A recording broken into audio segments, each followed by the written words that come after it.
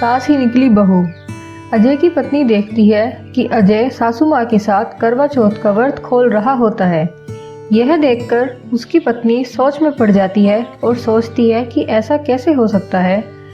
कुछ दिन पहले की बात है। अजय अपनी पत्नी संगीता के साथ अमरपुर गांव में रहता है, लेकिन वो दोनों एक दूसरे के साथ खुश नहीं होते, क्योंकि अजय हमेशा बस सोता ही रहता। इसलिए उसके पास ना ही खाने के लिए पैसे थे, ना ही कपड़ों के लिए। बस वो हमेशा एक दूसरे से लड़ते रहते। पूरा गांव उन्हें देखकर हमेशा हंसता रहता। ना ही गांव का कोई आदमी उनसे बात करता, ना ही उनके घर आना पसंद करता। उनकी जिंदगी ऐसे ही चल रही होती है। लेकिन एक दिन संगीता अजय से कहती है, अरे कब तक ऐसे ही सोते रहोगे? कुछ करोगे या नहीं? कम से कम किसी अमीर लड़की से शादी ही कर लो जिसके पास बहुत पैसा हो। तुम्हारी इस शक्ल का क्या फायदा जिसका तुम कुछ फायदा ही ना उठा पाओ। बस सारा समय सोने ही सोने में खत्म कर देते हो। अजय ये बात अपने मन ही मन सोचता है और संगीता से कहता है, मैं तो मेरी लड़की ढूंढ लूंगा। बाद में ये मत कहना कि मेरे सौतन ले आए। मेरी तो शक्ल भी ऐसी है, कोई भी लड़की फिदा हो जाएगी। तुम मुझे बस पैसे देते रहना, मुझे और कोई फर्क नहीं पड़ता। तुम क्या करो कैसे करो मुझे इस बात से मतलब नहीं है। अपनी पत्नी की बात सुनकर अजय शहर में आ जाता है, लेकिन सबसे पहले उसे शहर में आकर रहने के लिए काम ढूंढना होगा और बहुत सी दुकानों पर जाकर काम तलाशने की कोशिश करता है। अजय एक दुकान पर जाकर एक दुकान वाले से कहता है, अरे भाई, क्या आपके यहाँ कोई काम मिल सकता है? मैं कोई भी काम कर सकता हूँ। नहीं नहीं, हमारे यहाँ कोई काम नहीं है, जाओ यहाँ से, कहीं और जाकर देखो। पता नहीं कहाँ से चले आते हैं काम मांगने के लिए। और बहुत दुकानों पर जाने के बाद आखिरकार अजय को काम मिल ही जाता है। लेकिन इस काम में इतनी मेहनत थी जितनी उसने पूरे जीवन में नहीं की थी। कुछ दिनों के बाद एक बहुत ही खूबसूरत लड़की एक लंबी गाड़ी में बैठकर उसकी दुकान पर आती है, जो आकर कहती है, अरे दुकान वाले भैया, क्या आपकी दुकान पर घर का सामान मिल सकता है? मुझे थोड़ा सामान लेना था। हाँ जी, बिल्कुल मिलेगा। क्या चाहिए आपको, बताइए। ठीक है, ये तो रही सामान की पर्ची। सारा सामान पैक करके गाड़ी में रखवा दीजिए। बिल बनाकर घर भेज देना, पेमेंट घर से हो जाएगी।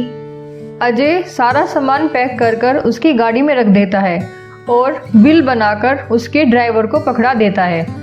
फिर रात को सोते समय अजय उस लड़की की अमीरी देखकर सोचता है, अगर वो लड़की मुझसे शादी कर ले तो मेरी सारी टेंशन खत्म हो जाएगी। लेकिन ऐसा होगा कैसे? फिर अगले दिन अजय अपने साथ काम करने वाले आदमी से पूछता है, अरे भाई राकेश, क्या तुम जानते हो जो लड़की कल गाड़ी में आई थी वो कौन थी? राकेश शहर का रहने वाला होता है। अजय की बात सुनकर राकेश बोलता है, वो लड़की, वो इस शहर के सबसे बड़े सेठ हीरालाल की बेटी है। और तुम्हें पता है, हीरालाल देश का सबसे बड़ा सेठ है। वह उसकी इकलौती बेटी है। और सुना है उनके पास पैसा है, इतना पैसा है कि पैसे गिनने के लिए आदमी रखे हुए हैं। और मैंने तो यहाँ तक भी सुना है कि उन्हें आदमी की जरूरत है जो पढ़ा लिखा हो। भैया, हम तो पढ़े लिखे हैं नहीं, वरना हमारी पहचान तो ऐसी है कि कहीं भी जाकर नौकरी मिल जाए। राकेश की बात सुनकर अजय सोचता है, अगर वह नौकरी मुझे मिल जाए तो मेरा काम आसान हो जाएगा। फिर राकेश अजय से बोलता है, अजय, तुम इस बारे में क्यों पूछ रहे हो? अरे भाई राकेश, मैं पढ़ा लिखा तो हूँ। अगर तुम मेरी नौकरी वहाँ लगवा दो तो तुम्हारी बहुत मेहरबानी होगी। मैं अपनी तनख्वाह से अपनी माँ का इलाज करवा पाऊंगा जो दूर गांव में रहती है। अजय राकेश के सामने मगरमच्छ के आंसू रोने लग जाता है। राकेश को लगता है, क्यों किसी का भला करना चाहिए। चलो कोई नहीं, हो सकता है इसे मजबूरी हो। खैर, मैं तो वहाँ नौकरी नहीं कर सकता। इसी को नौकरी लगवा लूं, किसी की तो दुआएं मिले। तुम चिंता मत करो, मैं आज ही सेठ से बात करता हूँ। फिर राकेश सेठ के पास पहुंचता है और अजय के लिए नौकरी की बात करता है। सेठ हाँ कर देता है और कहता है, उस लड़के को कल मेरे पास भेज देना। अगली सुबह अजय सेठ के पास कोठी पर पहुंचता है और जाकर बोलता है, नमस्कार सेठ जी, सुना है आपको एक ईमानदार कामकाज करने वाले आदमी की जरूरत है। हाँ, जरूरत तो है, पर आदमी भरोसेमंद और पढ़ा लिखा होना चाहिए। उसे मेरा हिसाब किताब संभालना होगा। सेठ उसकी पढ़ाई लिखाई के बारे में पूछता है और अजय को काम पर रख लेता है। सेठ मन ही मन सोचता है, लड़का तो ईमानदार दिख रहा है, शायद जो मुझे काम इससे है वो भी पूरा हो जाए। अजय काम करना शुरू कर देता है और वह अपना काम पूरी ईमानदारी से करता है, क्योंकि उसकी नज़र तो सेठ की लड़की पर होती है। और फिर एक दिन अजय हीरालाल के पास जाता है। अजय वहां जाकर कहता है, सेठ जी, आपने मुझे बुलाया? अरे बेटा, आओ आओ अजय, मुझे तुम्हारी ईमानदारी बहुत पसंद आई। तुम एक नेकदिल और ईमानदार आदमी हो, और मैंने ये नौकरी केवल एक ईमानदार आदमी को ढूंढने के लिए नहीं रखी थी। मैंने ये नौकरी इसलिए भी रखी थी ताकि मैं अपनी इकलौती बेटी रानी के लिए एक अच्छा लड़का ढूंढ सकूं, जिसमें ये सारी खूबियां हो जो मुझे सिर्फ तुम में दिखाई दी है। सेठ की बात सुनकर अजय मन ही मन सोचने लगता है, हे भगवान, तूने तो मेरा काम ही आसान कर दिया। यहाँ तो कबूतर खुद ही जाल में आकर फंस गया। मुझे तो कुछ करने की जरूरत ही नहीं पड़ी। अब तो सेठ की सारी संपत्ति का मालिक मैं ही बनूंगा। अब तुम जल्दी से जल्दी अपनी माँ को यहाँ बुला लो और जल्दी से बस शादी कर लो। पता नहीं भगवान हमें किस दिन अपने पास बुला ले। सेठ की बात सुनकर अजय घबरा जाता है और सोचता है, मैंने तो माँ का बहाना बनाया था, अब मैं माँ को कहाँ से लेकर आऊं? अगर मैं संगीता को अपनी माँ बनाकर यहाँ ले आऊं तो कैसा रहेगा? जी सेठ जी, जैसा आप कह रहे हैं, मैं कल ही गांव जाकर माँ को यहाँ ले आता हूँ। उन्हें भी बहुत अच्छा लगेगा आपसे मिलकर। फिर अजय गांव में जाकर संगीता से कहता है, अरे संगीता, आज से हमारे गरीबी के दिन खत्म हो गए।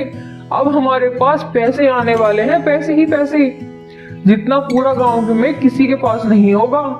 वहां मैंने एक सेठ पर हाथ रखा है जिसके पास इतना पैसा है कि हमारी पूरी जिंदगी घर बैठकर गुजरेगी।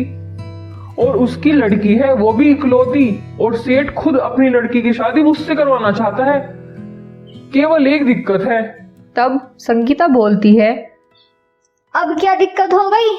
शक्ल तो तुम्हारी अच्छी है। तुम्हें मेरी माँ बनकर आना होगा। सेठ की केवल एक यही शर्त है, हम शादी तब करेंगे जब तुम्हारी माँ यहाँ पर आएगी। हम तुम्हारी माँ से मिलना चाहते हैं। संगीता अजय की बात सुनकर खुश हो जाती है, लेकिन उन दोनों की ये खुशी कुछ ही दिनों की थी। सेठ के पास कुछ लोग आते हैं और आकर बोलते हैं, अरे सेठ हीरालाल, हमारे पैसे कब दोगे? अगर पैसे नहीं दे सकते तो ये बंगला हमारे नाम कर दो। हीरालाल बोलता है, बस भैया कुछ दिन और रुक जाओ, फिर मैं ये बंगला और सारा व्यापार तुम्हें भेज दूंगा। बस एक बार मेरी बेटी की शादी हो जाने दो। ठीक है, जैसे ही तुम्हारी बेटी की शादी होगी ये सब हमारा हो जाएगा और तुमको नई ठिकाना ढूंढ लेना। अगर चालाकी करने की कोशिश की तो ना तुम्हें छोड़ेंगे ना तुम्हारी बेटी को छोड़ेंगे। बस भाई, भगवान की दुआ से एक बार मेरी बेटी की शादी हो जाए। मैं सोच रहा हूँ उस बेटी की शादी करने के बाद उसी के साथ चला जाऊं। और यहाँ तो सेठ का सब कुछ बिकने वाला होता है। इधर अजय और संगीता बड़े बड़े सपने देख रहे होते हैं। संगीता अजय से कहती है, जैसे ही तुम्हारी शादी होगी मैं तो सबसे पहले बनारसी साड़ी खरीदूंगी और लंबी सी गाड़ी खरीदूंगी जिसमें बैठकर पूरे गांव में घूमूंगी। सारे गांव वालों ने बहुत ताने मारे हैं, अब उन्हें पता चलेगा कि संगीता क्या चीज है। अरे हाँ, जो खरीदना है खरीद लेना। अब हम तुम्हें किसी बात के लिए मना नहीं करेंगे। अरे जब पैसा पास में होगा तो फिर तुम्हारी जो मर्जी वो करना। बस एक बात का ध्यान रखना, मेरी माँ बनने का नाटक अच्छे से करना होगा तुम्हें। अगर किसी को पता चला ना कि तुम मेरी माँ नहीं मेरी पत्नी हो तो दोनों को सारी जिंदगी उम्र जेल में काटनी होगी। वो शहर है, वहाँ पुलिस 2 मिनट में आ जाती है। अरे तुम चिंता मत करो, कैसी भी मैं ऐसी एक्टिंग करूंगी किसी के बाप को पता नहीं चलेगा कि मैं तुम्हारी पत्नी हूँ या माँ हूँ। बस मुझे थोड़ा सा मेकअप का सामान ला देना जिससे मैं अपना मेकअप ऐसा कर सकूं कि मैं 50 साल की औरत दिखाई दे सकूं। ये करते मुझे बुरा तो बहुत लग रहा है क्योंकि मुझे अपनी सुंदरता को एक बूढ़ी औरत में बदलना होगा। सुंदरता तो तुम पैसे दिखाकर भी कर लोगी, पहले पैसा आने तो दो। फिर संगीता अजय की माँ बनकर सेठ के घर आ जाती है और सेठ की कोठी को देखकर उसका मुंह खुला रह जाता है। संगीता मन ही मन सोचती है, हे भगवान, इतना बड़ा घर मैंने अपने जीवन में आज तक नहीं देखा। भगवान, ना जाने हमने कौन से पुण्य करे जब तुमने हमें इतना बड़ा घर दिलाया। अजय की शादी रानी के साथ हो जाती है, जो हीरालाल की इकलौती बेटी होती है। लेकिन इन बेचारों को क्या पता था, इनकी ये खुशी केवल कुछ ही देर की है। तभी वहाँ कर्जदार पहुँच जाते हैं और कहते हैं, अरे भाई सेठ, देखो अब तुम्हारी बेटी की शादी भी हो गई। अब तुम भी अपनी बेटी के साथ चले जाओ और ये सारा बंगला, सारा व्यापार, सारा पैसा हमें दे दो। ये बात सुनकर संगीता और अजय के पैरों के तले की जमीन खिसक जाती है। उन्होंने तो बड़े बड़े सपने देखे थे, लेकिन यहाँ तो सेठ खुद अपने घर में रहने आ रहा है। कहानी का दूसरा पार्ट आप हमारे चैनल पर जाकर देख सकते हैं। और हाँ, हमारे चैनल को सब्सक्राइब और वीडियो को लाइक ज़रूर करें। कमेंट्स में बताइए कि आपको हमारी कहानी कैसे